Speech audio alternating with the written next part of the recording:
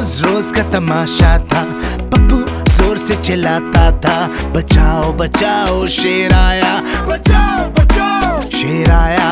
गांव सारा आ जाता था, कोई शेर नजर नहीं आता था। पप्पू रोल पोल होकर जोर से हंसता जाता था।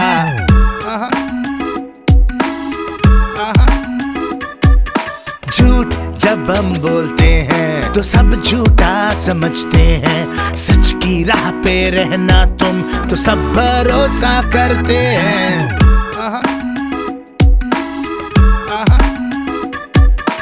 एक दिन असल में जो शेर आया, बचाओ बचाओ पप्पू चिल्लाया, कोई भी मदद को ना आया, कोई भी मदद को ना आया। पता है क्यों?